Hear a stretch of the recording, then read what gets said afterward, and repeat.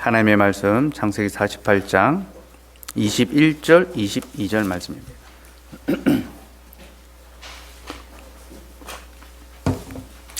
창세기 48장 21절 22절 말씀입니다. 제가 봉독해 드리겠습니다. 이스라엘이 요셉에게 또 이르되 나는 죽으나 하나님이 너희와 함께 계시사 너희를 인도하여 너희 조상의 땅으로 돌아가게 하시려니와 내가 내게 내 형제보다 세겜 땅을 더 주었나니 이는 내가 내 칼과 활로 아모리 족속의 손에서 빼앗은 것이니라. 아멘. 자비하신 하나님, 주께서 우리에게 오늘도 자비를 베풀어 주신 것을 주의 말씀을 들음으로 깨닫습니다. 그러니 이제 이 말씀 밝히 알아감으로 우리가 더욱 큰 은혜 누리게 하여 주시옵고 오늘 들려주신 말씀을 통하여 언약의 하나님이 누구신지 똑똑히 알게 하여 주옵소서. 예수님 이름으로 기도드리옵나이다. 아멘. 저는 설교 때 신학적인 용어를 가급적 사용하지 않으려고 합니다. 설교 시간은 하나님의 말씀을 전하는 시간이지 신학 수업 시간이 아니기 때문입니다. 하지만 때로는 신학적인 개념을 정리할 필요가 있으며 그렇게 할 때 우리는 성경과 설교를 더 잘 이해할 수 있게 됩니다. 개혁신학의 가장 큰 특징은 언약신학에 있습니다. 개혁신학은 모든 것을 언약의 관점에서 이해합니다. 먼저 하나님과 우리의 관계를 언약의 관계로 이해합니다. 하나님께서는 언약을 통하여 우리와 관계를 맺어주십니다. 그리고 언약을 통해서만 우리와 관계하십니다. 루터 선생은 이런 말을 했습니다. 하나님은 언약의 방식이 아니고서는 우리와 교제를 나누지 않으신다. 언약이 없다면 하나님과 우리가 만나며 교제할 수가 없다라는 거죠. 우리는 언약적 관점에서 창조와 구속과 영생에 대해서도 이해할 수 있습니다. 창조는 하나님과의 언약 관계 안으로 들어가는 것입니다. 구속은 깨어진 언약 관계가 회복되는 것입니다. 영생은 하나님과의 언약 관계를 누리는 것입니다. 한편 하나님에게 있어서 언약은요, 하나님 자신이 우리와 영원히 함께 하시겠다는 자기 맹세입니다. 하나님에게 있어서 언약은 내가 너희와 영원히 함께 하겠다라는 자기 맹세입니다. 창세기 17장 7절 말씀을 한번 볼까요? 같이 읽읍시다. 시작. 내가 내 언약을 내 대대 후손 사이에 세워서 영원한 언약을 삼고 너와 내 후손의 하나님이 되리라. 하나님께서 자신의 언약을 자기 백성에게 주시겠다라고 했는데요. 이 언약은 영원한 언약이다라고 했습니다. 여러분, 언약이 영원하다는 것이 무엇을 의미합니까? 하나님께서는 언약을 통하여 자기 백성을 만나시고 자기 백성과 함께 하시죠. 그러니 언약이 영원하다는 것은 하나님이 영원히 우리와 함께 하시겠다는 맹세입니다. 그렇다면 여러분, 도대체 이 언약은 무엇일까요? 언약이 무엇이길래 이 안에 이토록 좋은 것들이 담겨 있을까요? 헤르만 바빙크라는 신학자는 언약을 이렇게 정의합니다. 언약은 하나님의 자기 수여다.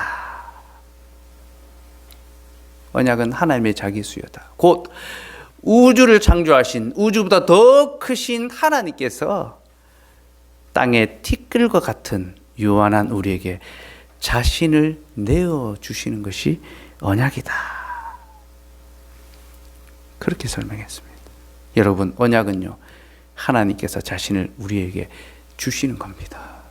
그러므로 우리는 언약을 통하여 하나님을 받습니다. 하나님을 받으니 하나님께 속한 모든 좋은 것도 함께 받게 되는 거죠. 그죠? 이거는 뭐 옵션입니다. 따라오는 것입니다. 그래서 여러분, 언약에 있어서 중요한 것은 복이 아니라 하나님 그 자신입니다. 우리는 언약의 복을 주목하는 것이 아니라 하나님 그 자신을 주목해야 합니다. 그리고 바로 이 점에 있어서 기독교 신앙은 이방의 종교와 확연히 구별됩니다. 여러분, 이방 종교의 신은 복을 주는 존재지 자신을 주는 존재가 아닙니다. 세상 어느 종교에도 이런 개념은 없습니다. 왜냐하면 이것은 인간이 고안해낼 수 있는 사상이 아니기 때문입니다. 신을 섬겨서 그 신으로부터 복을 받는다라는 것은 인간이 만들어낼 수 있는 사상이지만, 신이 자신을 준다는 것은 신으로부터 주어진 계시가 아니고서는 알 수가 없는 그런 것이기 때문입니다. 기독교의 하나님은 복을 주는 것이 아니라 자신을 주십니다. 성부는 성자를 우리에게 주셨습니다. 그리고 성자는 성령을 우리에게 보내어 주셨습니다. 우리는 우리에게 오신 성자를 영접해야 하며 받아야 하며, 또한 그가 보내주시는 성령을 선물로 받습니다. 여러분, 우리는 하나님을 받습니다. 우리가 성자를 받는 것, 영접하는 것이 공적인 신앙 고백 안에 담겨 있는 의미입니다. 또한 우리가 성령을 선물로 받는 것이 세례 속에 담겨 있는 의미입니다. 우리는 신앙 고백과 세례를 통하여 성자 예수 그리스도와 성령 하나님을 선물로 받습니다. 언약은 하나님께서 자신을 우리에게 주시는 것입니다. 한편 우리는 하나님의 속성도 언약적으로 이해해야 합니다. 하나님께서는 능력이 무한하시지만 사람과 맺은 언약을 실행하는 용도로만 자신의 능력을 사용하십니다.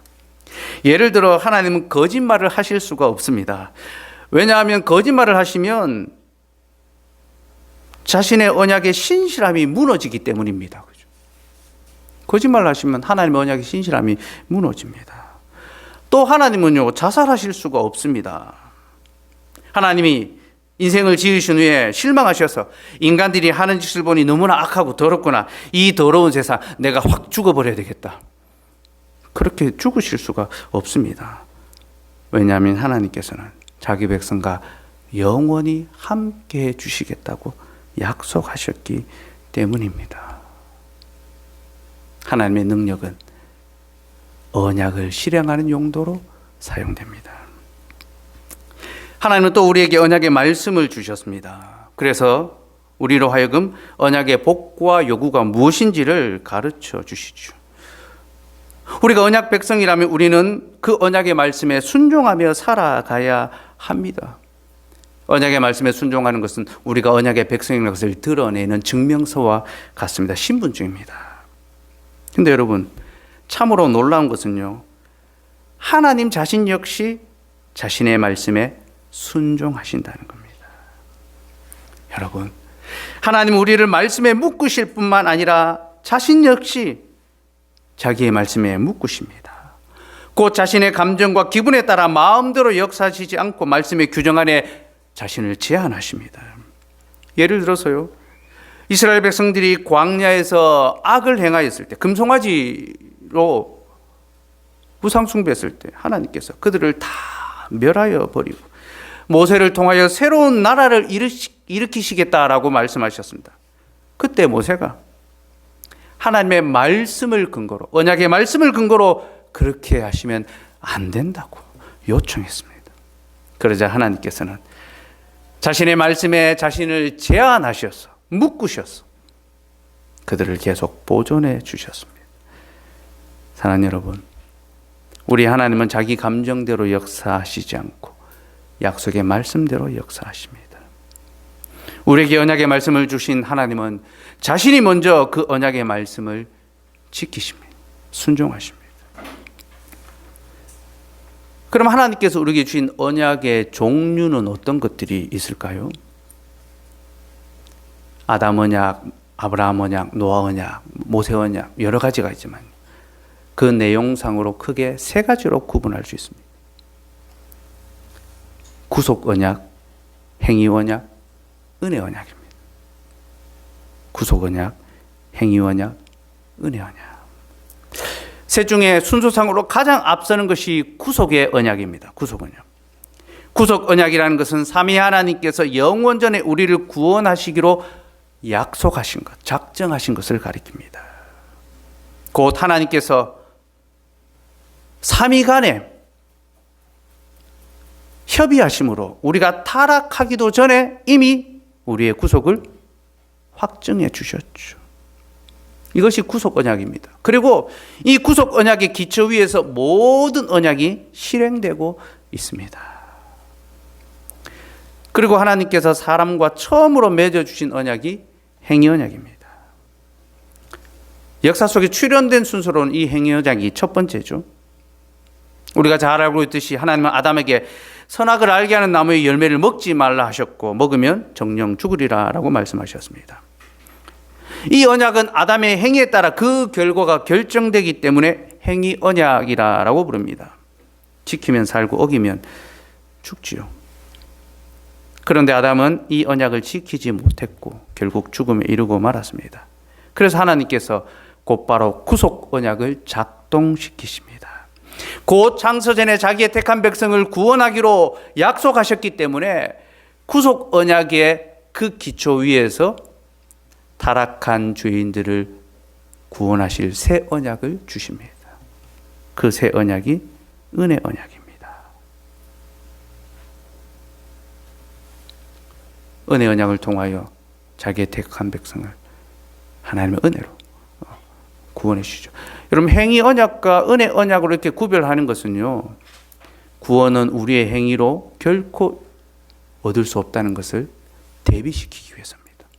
요즘 아담 언약, 에덴 언약, 창조 언약 이런 말로 표현하는데요. 더 중요한 것은 구원은 우리의 행위로는 결코 얻을 수 없으며 하나님의 전적인 은혜로 얻는다라는 것. 바로 이것 때문에 개혁주의에서는 행위 언약과 은혜 언약으로 구별을 합니다. 하나님께서는 아담에게 행위 언약을 주셨다고 했는데요. 이 행위 언약은 역사상 단 한 번 아담에게만 주어졌습니다. 하나님께서는 사람이 이 언약을 지킬 가능성이 조금도 없다는 것을 보시고 이제 다시는 행위 언약을 주시지 않고 오직 은혜 언약으로만 자기 백성을 대하십니다. 사람들은 간혹 율법을 행위 언약으로 이해하곤 합니다. 율법의 조항을 지켜야 하니까, 좀 무섭게 느껴지니까, 행위를 강조하니까 이건 행위 언약이다라고 그렇게 생각하곤 합니다. 그러나 여러분, 율법 역시 은혜 언약입니다. 왜 그렇습니까? 율법이 주어진 시점을 보면 답이 나옵니다. 율법은 이스라엘이 출애굽한 후에 주어졌습니다. 곧 구원을 받기 전에 주어진 것이 아니라 구원을 받은 후에 그들에게 요구된 것이 율법입니다. 그래서 율법은요, 구원을 받기 위한 조건이 아니라 구원을 받은 자가 감사하며 살아가기 위하여 주어진 계명입니다. 나를 구원해 주신 하나님께 내가 어떻게 감사하며 살아갈까?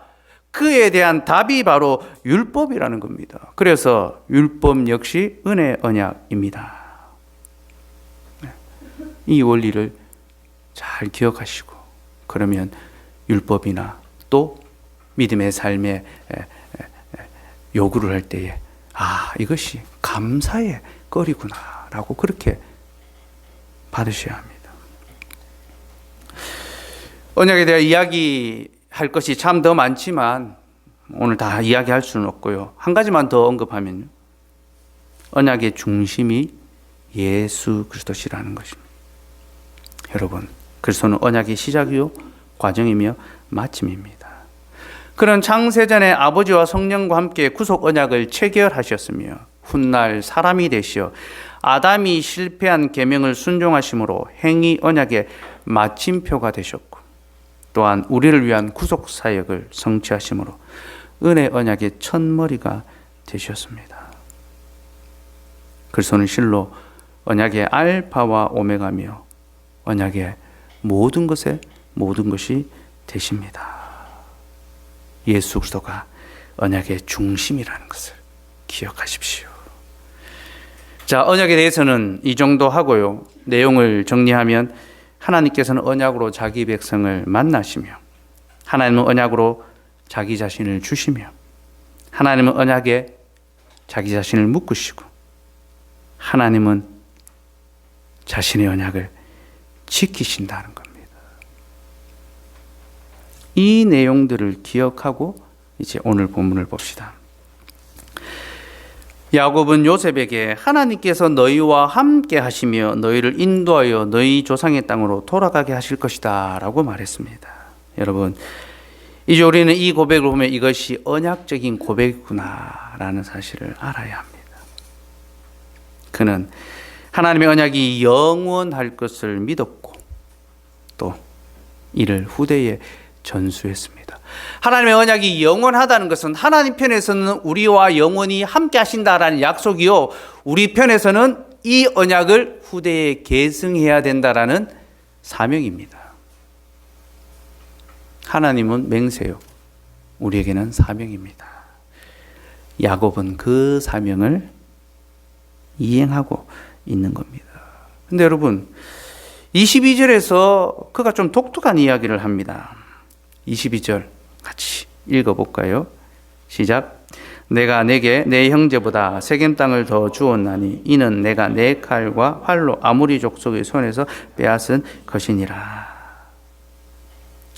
야곱은 요셉에게 땅을 주겠다고 약속했는데 여기서 그는 미래형이 아니라 과거형을 사용합니다. 내가 내게 내 형제보다 세겜 땅을 더 주었나니 1인칭 과거형입니다. 여러분, 야곱은 아직 가나안 땅을 소유하지 못했습니다.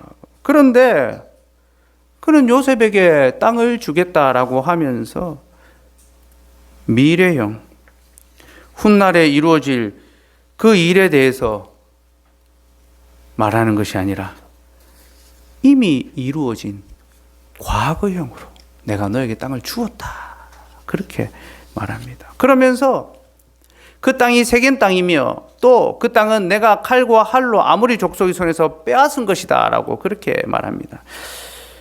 여러분, 참 알다가도 모를 말입니다.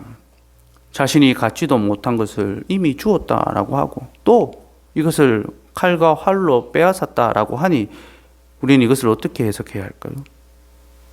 인간적으로 보면요, 야곱이 지금 죽을 때가 다 되어가지고 정신없는 말을 하고 있구나, 정신이 오락가락하고 있구나. 우리가 그 현장에서 아버지가 그렇게 말하는 것을 본다면 그렇게 생각하지 않겠습니까? 그렇죠? 나 여러분, 결코 그런 것이 아닙니다. 그의 말은 정신없는 말이 아니라 오히려 믿음이 있는 말입니다.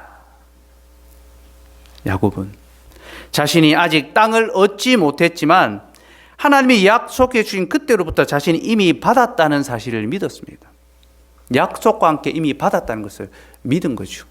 여러분, 구속 언약이 이미 창세 전부터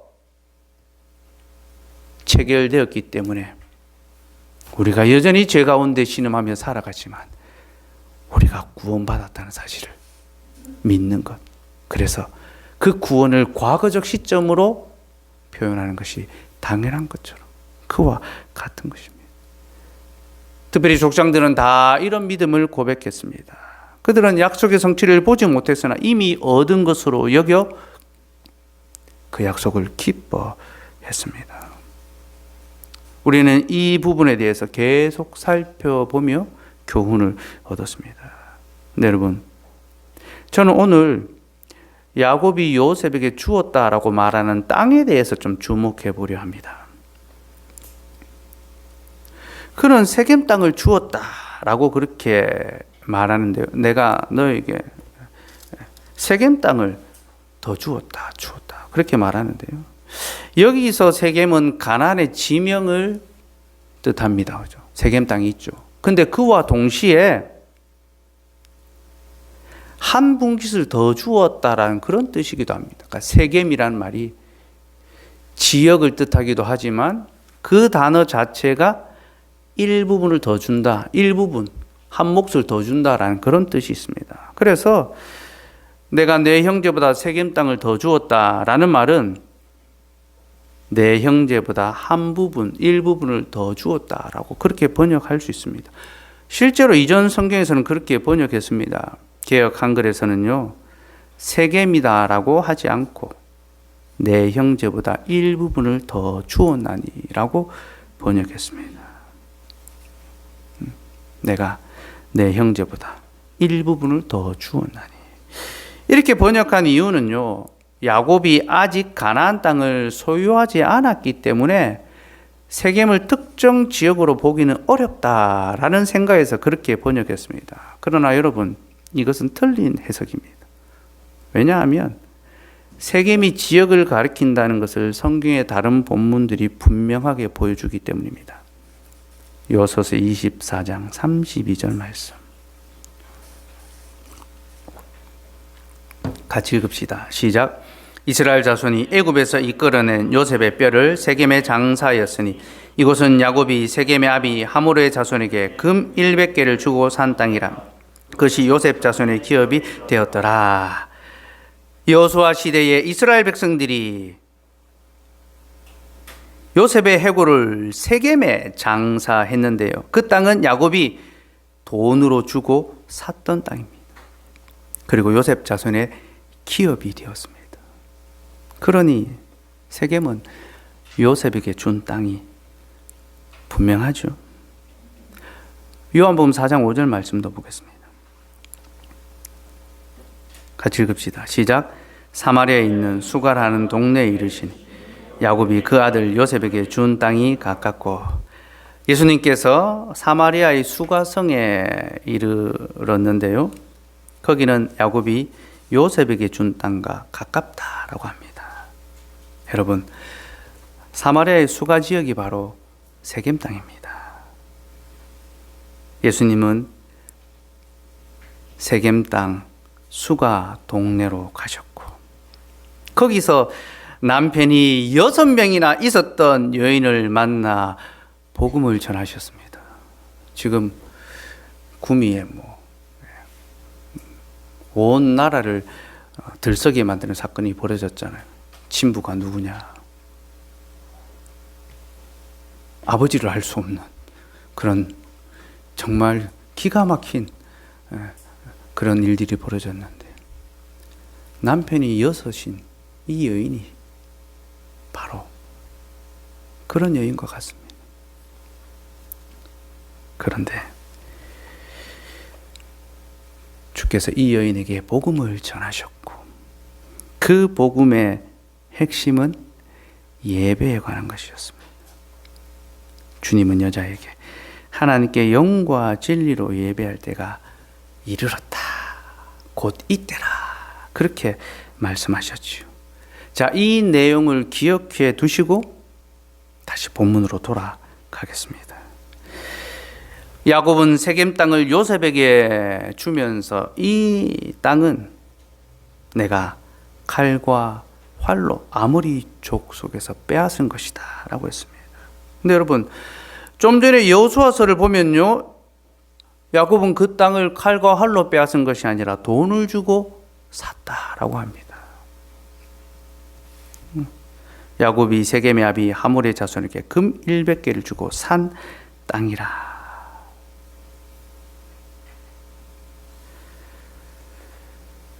그럼 여러분, 누구의 말이 맞을까요? 칼로 그 땅을 빼앗았다는 야곱의 말이 맞을까요? 아니면 그 땅을 돈을 주고 샀다는 여호수아의 말이 맞을까요? 둘 다 맞기도 하고 둘 다 틀리기도 합니다. 먼저 야곱은 정말로 그 땅을 돈을 주고 샀습니다. 창세기 33장을 보면 야곱이 돈을 주고 세겜 땅을 사서 거기 거주했다는 내용이 나옵니다. 그런데 거기서 끔찍한 일이 벌어지죠. 자신의 딸 디나가 강간당하는 사건이 벌어지고, 야곱의 아들들이 칼로 그 땅의 모든 남자, 시므온과 레위가 칼을 들고 그 땅의 남자들 다 죽이는 사건이 벌어집니다. 야곱의 아들들이 칼을 들고 그 땅을 정복했습니다. 그래서 둘 다 맞는 말입니다. 돈을 주고 땅을 산 것도 맞고, 칼을 들고 그 땅을 빼앗은 것도 맞습니다. 하지만 동시에 둘 다 틀린 말이기도 합니다. 왜냐하면 야곱은 돈을 주고 그 땅을 샀지만 그 땅을 소유하지 못했습니다. 그 땅에 머물지 못했죠. 또 그의 아들들은 칼을 들어 그 땅을 빼앗았지만 그들 역시 그 땅을 차지하지 못했습니다. 오히려 그들은 이 일을 통하여 큰 두려움에 사로잡혔고 급히 도망쳤습니다. 그러니 칼로 그 땅을 빼앗았다는 건 역시 틀린 말이죠. 둘 다 맞기도 하고 둘 다 틀리기도 합니다. 그럼 우리는 야곱의 말을 어떻게 이해해야 할까요? 제 결론은 과거형 미래로 이해해야 한다는 겁니다. 과거형 미래. 하나님의 작정 속에서 이 일은 이미 성취되었기에 과거형입니다. 우리의 구속이 이미 이루어진 것처럼.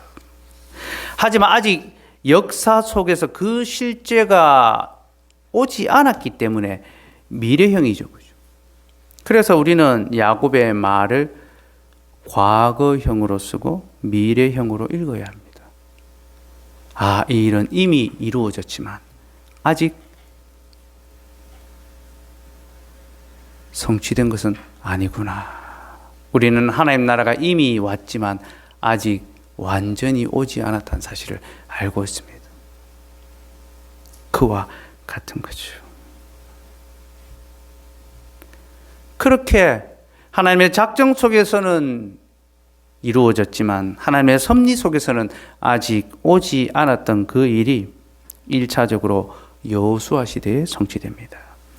그때 요셉의 후손은 그 땅을 칼로 빼앗았고 아모리 족속을 쫓아내고 그 땅을 차지했으며 거기에 요셉의 해골을 묻었습니다. 이로써 야곱의 예언은 성취가 되었죠. 그러나 여러분, 여기서 끝이 아닙니다. 요셉의 후손은 그 땅을 지키지 못했고 에브라임이 그 지역을 차지했는데 그들은 그 땅을 지키지 못했고 그 땅은 다시 이방인들의 차지가 되고 말았습니다. 아수르와 바벨론으로부터 침략을 당하고 그 땅에 이방인들이 거주하며 살기 시작한 거죠. 그리고 훗날 그 지역은 유대와 이방의 신앙과 혈통이 혼합된 이단아의 대명사가 됩니다. 그게 바로 사마리아라고 불리는 지역입니다. 그런데 요한복음 4장에서는 요셉의 아들이신 예수님께서 사마리아의 세겜 땅 수가로 가십니다. 그리고 거기서 한 여인에게 복음을 전파하셨고 이를 통하여 많은 사마리아인들이 예수를 믿게 되는 일이 벌어졌습니다. 여러분, 복음은 승리의 소식입니다. 복음은 군사용어로서 전쟁의 승리를 가리킵니다. 그러므로 이 사건은 그리스도께서 복음으로 세겜 땅을 정복하신 것을 보여줍니다. 야곱의 아들들은 칼과 활로 그 땅 사람들을 죽였지만 그리스도께서는 칼과 활이 아니라 복음의 말과 혀로 세겜을 정복하셨고 그 땅 사람들을 살리셨습니다. 그리고 이로써 야곱에게 주어진 하나님의 약속이 다 성취가 되었습니다. 야곱에게 약속을 주셨던 하나님께서는 스스로 그 약속을 다 이루어 주셨습니다.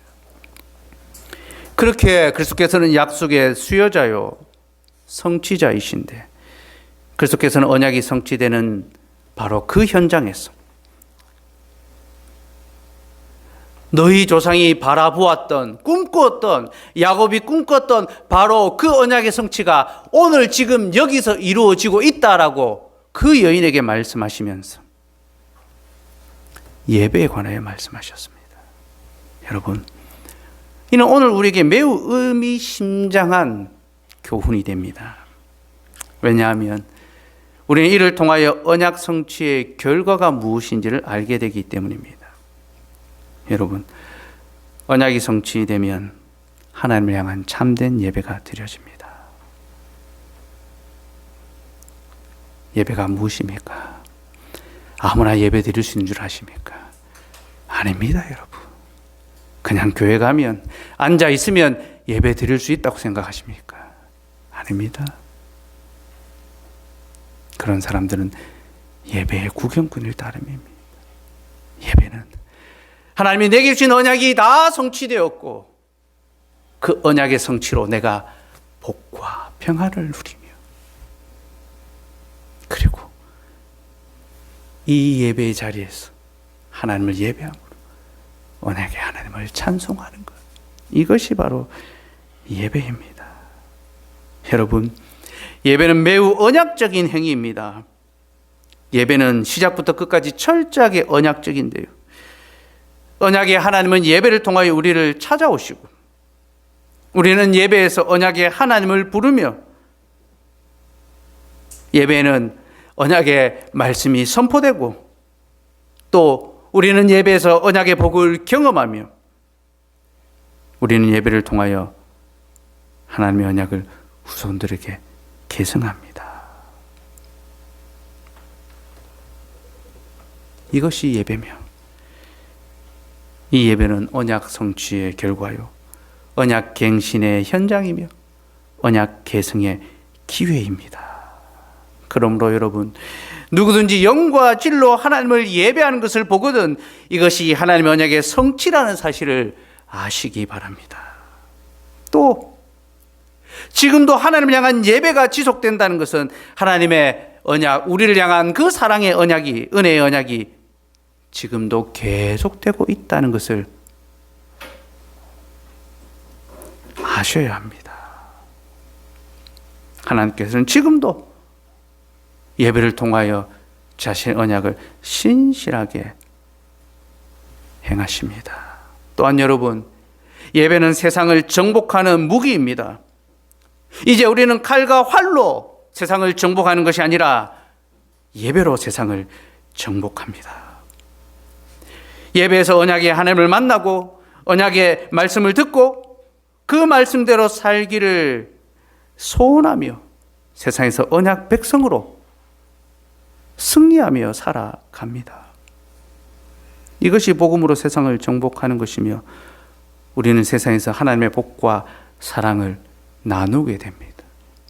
칼로 사람을 죽이는 것이 아니라 복음의 말로 사람을 살리고 복음의 사랑으로 사람을 회복시키는 것, 돕는 것, 이것이 우리가 예배로 세상을 정복하는 길입니다. 사랑하는 여러분, 우리는 오늘 영과 진리로 하나님을 예배하고 있습니다. 성령을 힘입어 진리이신 예수 그리스도의 말씀을 통하여 하나님을 예배하며 나아갑니다. 그리고 우리는 이 예배를 통하여 하나님께서 야곱에게 주셨던 그 모든 약속이 하나도 땅에 떨어지지 않고 다 이루어졌다는 사실을 깨닫습니다.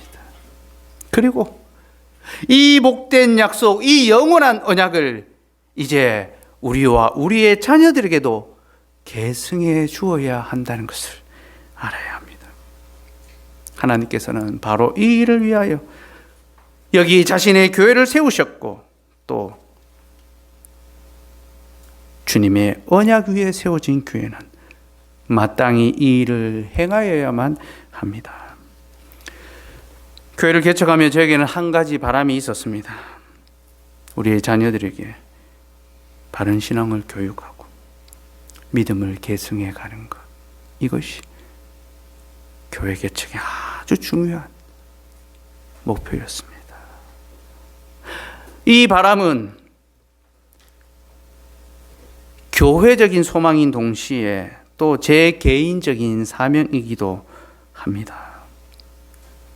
건강한 교회는 언약의 후손을 낳고 길러가야 하기에 이것은 교회 전체적인 사명이요, 또한 건강한 성도는 이 일에 전심을 다해야 하기에 이는 개인적인 소명입니다. 목사인 저는 이 일에 더 열심을 내고 또 성도들에게 가르치고 교훈해야 합니다. 그러나 여러분, 대단히 부끄럽게도 저는 교회적으로도 개인적으로도 이 일을 잘 수행하지 못했다는 것을 발견하고 있습니다.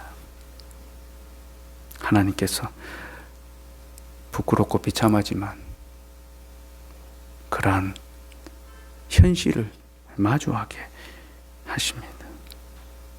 여러 이유가 있겠지만 다 저의 불찰이요, 또 교회의 연약함 때문입니다. 언약의 말씀을 귀히 여기고 이 말씀을 듣고 배우며 이 말씀에 순종하며 살고 이 말씀을 전해주고 계승해 가기 위하여 힘써야 하는데 우리의 완악함이 이를 멀리하며 우리의 연약함이 이를 게을리 했습니다. 그러니 여러분, 다시 한번 권면합니다. 우리의 연약한 손과 발을 일으켜 다시 이 일에 열심을 냅시다.